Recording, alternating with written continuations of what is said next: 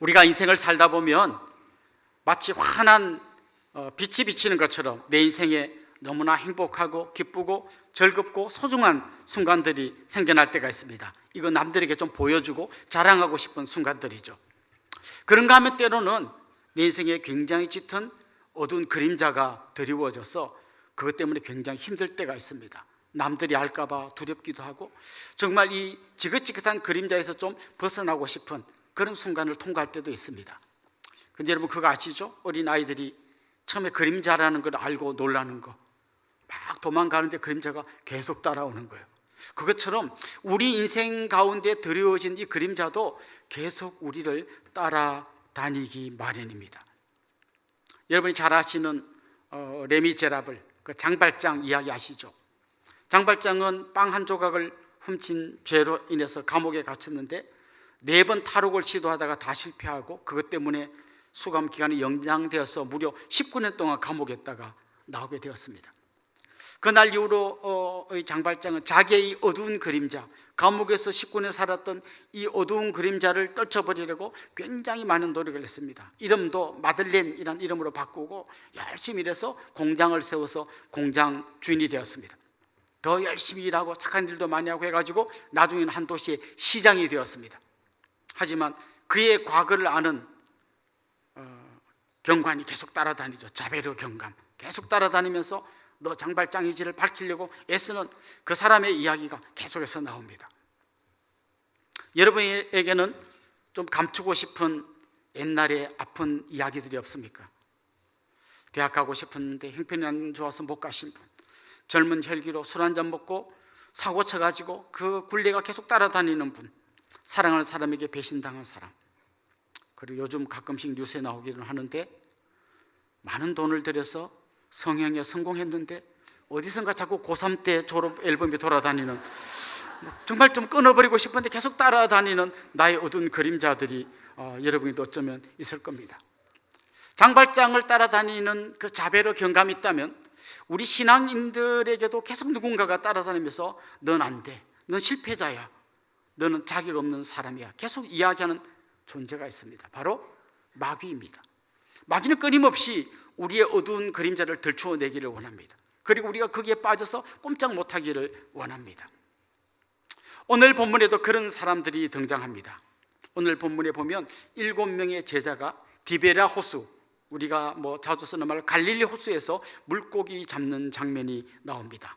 베드로, 도마, 나다니엘, 야고보, 요한, 그리고 이름이 밝혀지지 않은 또 다른 2명의 제자 7명이 거기서 물고기를 잡고 있습니다. 사실 이 장면은 좀 의아한 장면이에요. 왜냐하면 21장 바로 앞에 20장에 보면 부활하신 예수님이 제자들을 찾아온 얘기가 나옵니다. 너에게 평강이 있을지어다. 제자들이 그 부활하신 예수님을 만나고 기쁨이 충만한 얘기가 나옵니다. 그리고 도마 같은 제자는 의심하다가 주님께서 그렇게 의심나거든 이 못자국 창자국을 직접 찔러보고 믿으라 했을 때 너무 놀라운 고백을 했습니다. 나의 주님이시며 나의 하나님이십니다. 너무나 감격적인 고백을 했어요. 이쯤 되면 이 제자들이 다시 부활하신 주님을 따라서 열심히 사역을 할 것 같은데 그렇게 하지 못하고 옛날에 주님 만나기 전에 자기들이 했던 일, 물고기 잡는 일을 하기 위해서 지금 갈릴리 호수에 와서 고기를 잡고 있습니다. 왜 이들은 주님을 따르지 못하고 마치 도망하는 사람들처럼 여기에 갈릴리 호수에 와 있는 걸까요? 그들에게는 어두운 과거의 그림자가 있습니다. 예수님이 잡혀가실 때 다 뿔뿔이 도망갔습니다. 다 예수님을 배반했습니다. 특별히 베드로 같은 제자는 계집종이 물어볼 때 나는 예수님을 모른다고 저주하면서 3번씩이나 부인했습니다. 요한복음에 보면 베드로가 부인하는 그 현장에 또 한 사람의 제자가 있었습니다. 성경학자들은 그 사람이 요한일 거라고 추측합니다. 그는 베드로가 부인하고 애써서 예수님을 모른다고 할 때 아무 말도 하지 않고 숨죽여서 고개를 푹 숙이고 그 자리에서 가만히 있습니다. 혹시 누가 자기한테도 너도 한 페이지 물어볼까 봐. 베드로야 너 그러면 안 되지, 왜 예수님을 부인해, 이렇게 나서야 되는데 그러지 못하고 자기도 말은 안 했지만 똑같이 배신자의 반열에 서게 되었습니다. 자베르 경감이 장발장에게 너 장발장이지 말할 것처럼 이 제자들에게도 너희들 배신자지, 너희들 예수님을 모른다고 도망간 자들이지, 너희들은 자격이 없어, 너희들은 끝났어, 이런 속삭임이 그들의 귀에 들렸던 거죠.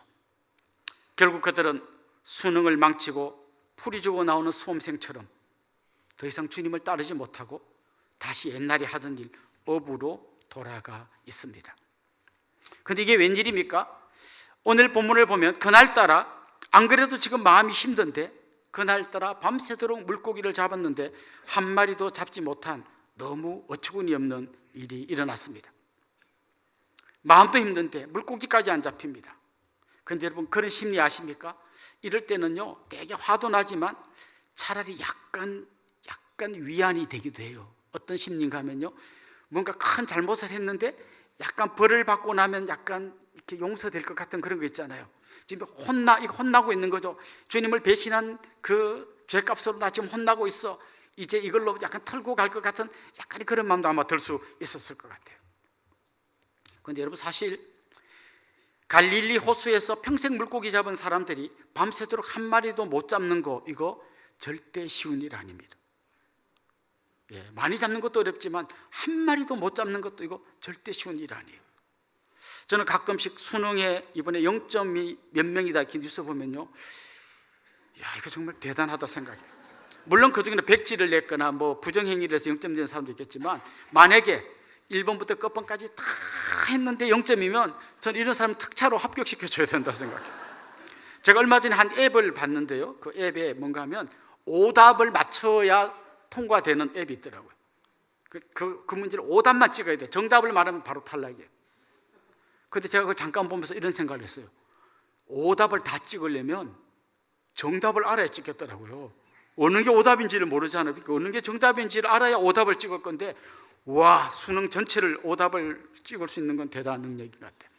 밤새도록 물고기 한 마리도 못 잡은 이 사람들도 어쩌면 대단한 역사가 지금 일어난 거죠. 밤새도록 한 마리도 못 잡고 새벽녘이 되어서 이제 힘이 쭉 빠져 바닷가로 나오고 있을 때 저 멀리 새벽 안개 속에서 누군가가 이야기를 합니다. 물고기 좀 잡았어? 한 마리도 못 잡았습니다. 그때 그분이 이야기합니다. 배 오른쪽에 그물을 던져보시오. 그럼 좀 잡을 거예요. 뭐 어차피 못 잡은 거 뭐 2판 4판 그물은 다 버린 거고 에라 모르겠다 한 번 더 던졌는데 던져보니까 놀랍게도 어마어마한 물고기가 잡힌 이야기, 여러분이 잘 아시는 이야기, 오늘 본문의 이야기입니다. 그 물고기를 잔뜩 잡을 때 갑자기 요한이 소리를 지릅니다. 주님이시다. 요한은 갑자기 왜 저 안개 속에 저분을 주님이라고 알아맞혔을까요? 여러분, 데자뷰라는 말 아십니까?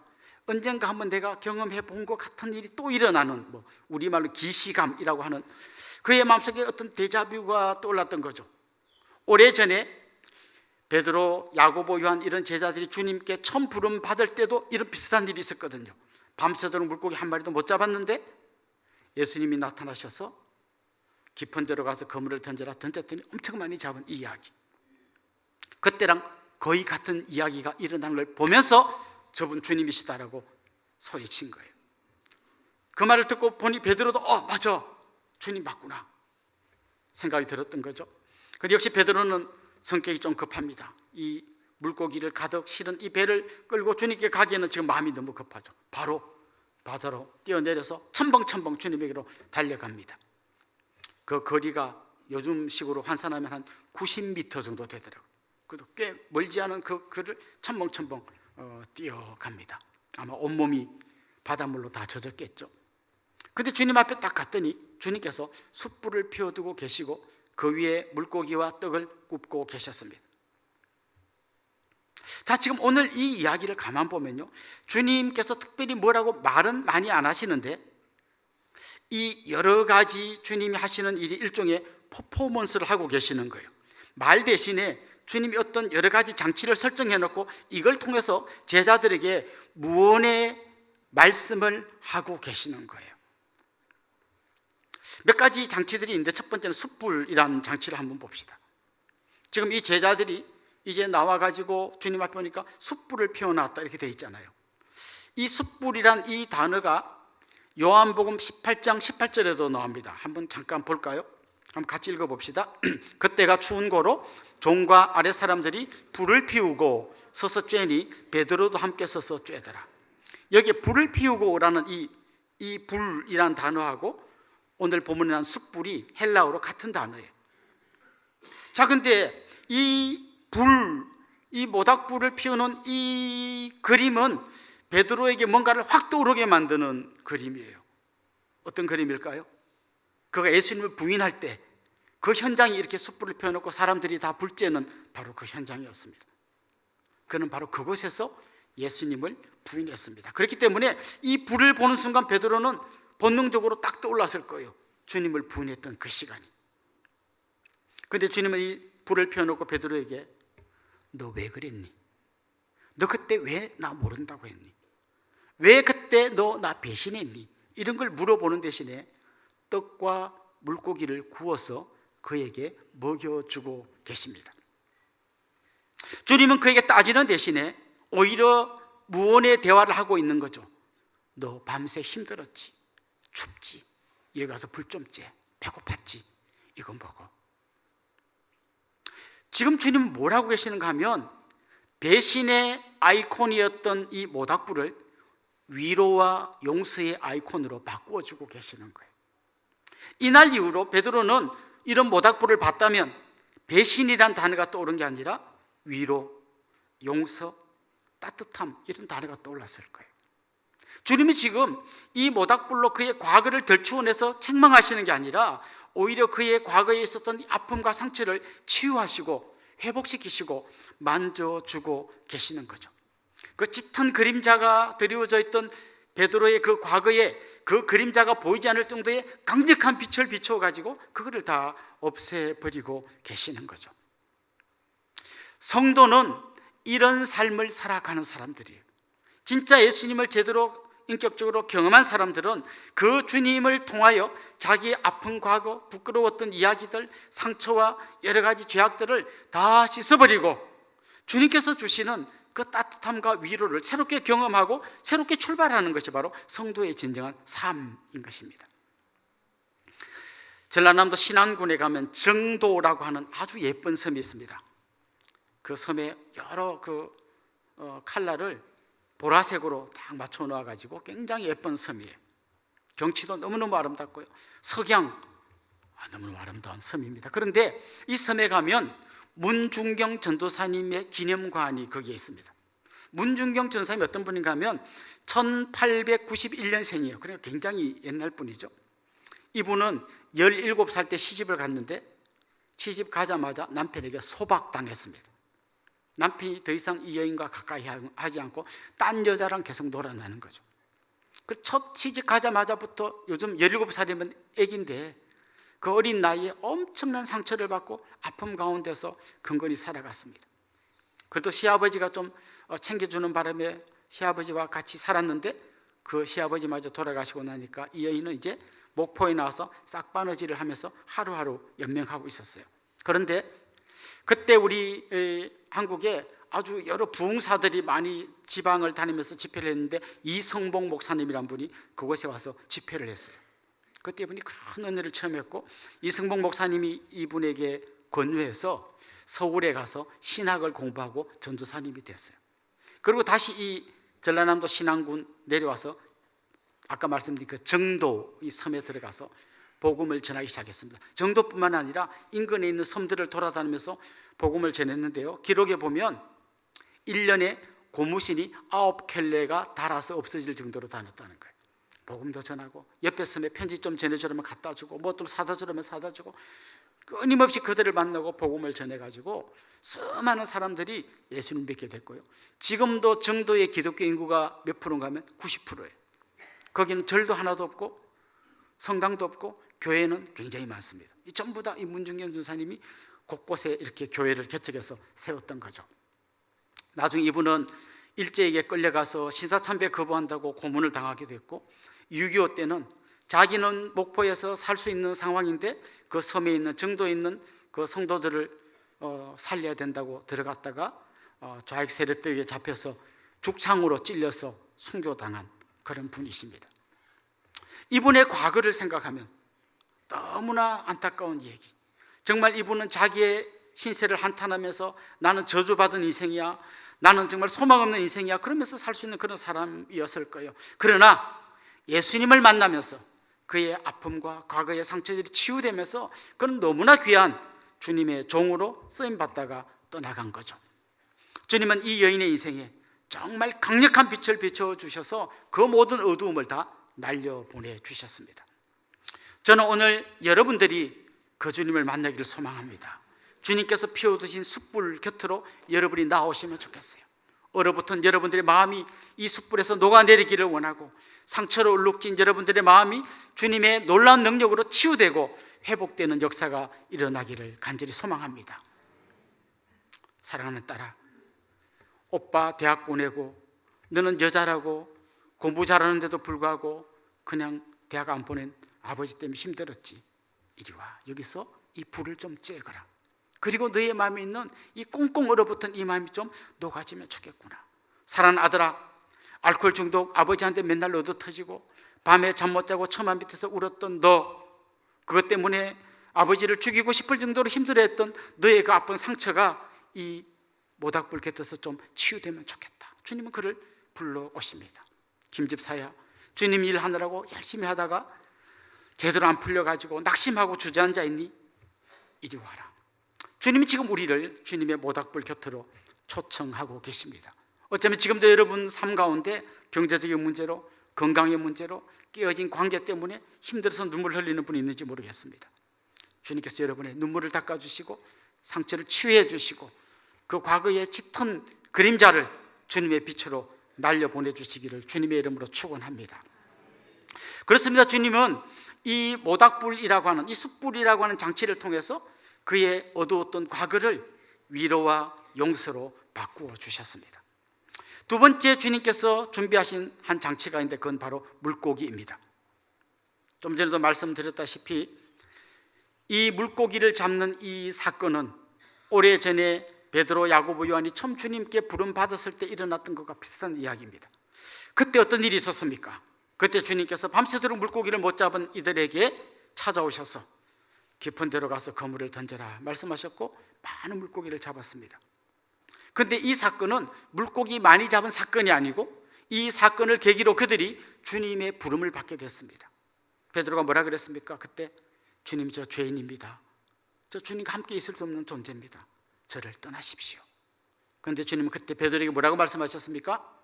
이제부터는 내가 물고기 낚는 어부가 아니라 사람 낚는 어부가 되라고 말씀하셨습니다. 그런데 주님은 다시 지금 오늘 본문에서 이 사건을 또 재현하십니다. 왜 재현하셨을까요? 똑같은 말씀을 하시고 싶은 겁니다. 베드로야, 너 그때 죄인이라서 감당 못한다 했지만 내가 너에게 사람 낚는 어부라고 하는 사명을 줬지. 너 지금 나를 배신하고 이런 것 때문에 자신 없어서 지금 여기 와 있는데 너는 여기서 물고기 잡을 사람이 아니라 다시 사람 낚는 어부로 부름받아야 될 사람이야. 주님 그를 다시 불러주고 계시는 것입니다. 그렇습니다. 주님은 자격 없는 자들을 부르셔서 다시 그 사람을 세워주시는 분이십니다. 실패한 그들을 부르셔서 다시 사명을 주시는 분이십니다. 주님은 배신자 베드로를 부르셔서 다시 위대한 하나님의 사도로 세워주신 것처럼 여기 있는 우리 한 사람 한 사람을 그렇게 불러주시고 계십니다. 주님은 이렇게 베드로를 부르셨을 뿐만 아니라 예수 믿는 사람을 잡아 죽이겠다고 씩씩거리며 달려가던 바울을 현장에서 부르셨습니다. 아직 그는 회개도 안 했고 아직 주님을 인정도 안 했고 그냥 예수 믿는 사람 죽이겠다고 달려가는 그를 찾아오셔서 강권적으로 그를 붙드시고 그를 이방인의 사도로 세워주셨습니다. 역사 속에 수많은 인물들이 이렇게 자기의 부끄러운 과거를 주님께 내려놓고 새로운 믿음의 사람으로, 새로운 사명자로 나아갔던 걸 우리는 역사 속에서 많이 찾아볼 수 있습니다. 대표적으로 우리 기독교 교리의 근간을 세워놓았던 아구스티누스라는 사람이 있습니다. 보통 우리가 어거스틴이라고 부르는 이 사람은요, 원래 천하의 남봉꾼이었습니다. 이 천하의 남봉꾼 아구스티누스가 예수님을 만났습니다.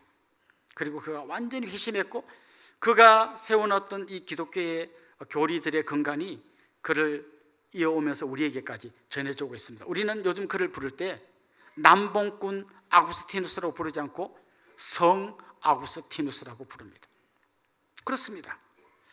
오늘 이 말씀 우리에게 이런 메시지를 던져줍니다. 하나님께 쓰임받지 못할 사람은 아무도 없다. 내가 과거에 어떤 실수를 했건 어떤 아픔과 상처를 가지고 있던 주님을 제대로 인격적으로 만나고 나면 그 사람의 삶 속에는 놀라운 인생이 새 아침이 찾아온다는 것입니다. 여러분이 어떤 상처가 있든지 어떤 약점이 있든지 뭐 학벌이 없고 뭐 돈이 없고 어떤 상편이 있든지 간에 주님은 다시 우리를 주님의 사명자로 불러주십니다. 고린도전서 1장 말씀에 보면 이렇게 주님께 부름받아 온 사람들이 주로 어떤 사람들이었는지를 보여주는 말씀이 나옵니다. 1장 26절부터 29절 같이 한번 읽어보겠습니다. 형제들아, 너희를 부르심을 보라. 육체를 따라 지혜로운 자가 많지 아니하며 능한 자가 많지 아니하며 문벌 좋은 자가 많지 아니하도다.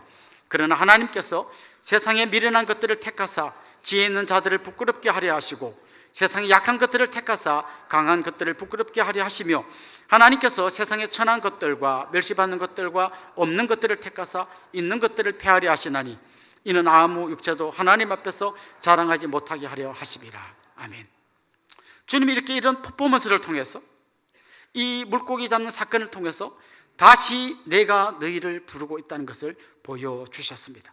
그 주님께서 우리에게도 똑같이 손을 내밀고 계십니다. 마지막 세 번째로 오늘 본문에서 주님께서 만들어 놓은 세 번째 새로운 장치를 한번 살펴보면 좋겠는데 그건 바로 세 번의 질문입니다. 내가 나를 사랑하느냐 주님께서 세 번 물어보셨습니다. 이 세 번이라는 것도 베드로에게 큰 상처와 아픔입니다. 왜냐하면 그가 세 번 주님을 부인했기 때문입니다. 앞으로 그는 3이란 숫자만 봐도 움찔했을 거예요. 세 번. 그런데 주님은 또 다른 세 번의 질문을 통해서 배신을 세 번 한 베드로를 주님을 세 번 사랑한다고 고백하는 베드로로 바꾸어 주고 계십니다.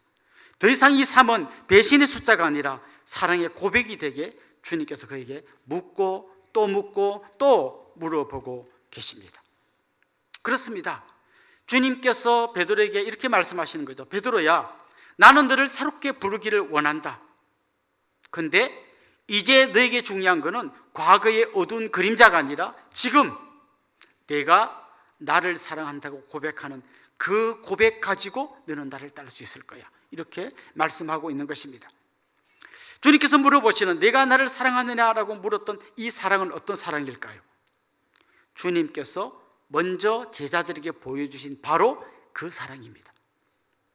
그들의 모든 죄를 십자가에서 다 짊어져 주시고 그들의 아픔과 상처를 다 짊어져 주시고 이제 너는 내 안에서 자유를 누리고 평강을 누리고 새로운 사람으로 출발해 라고 말씀하시는 그 놀라운 사랑을 먼저 경험하게 하시고 경험한 그들에게 너도 내가 너를 사랑한 것처럼 나를 사랑하니 물으면서 그의 잘못됐던 세 번의 배신을 씻어내시고 그 자리에 사랑의 고백을 가득 채워주신 것입니다.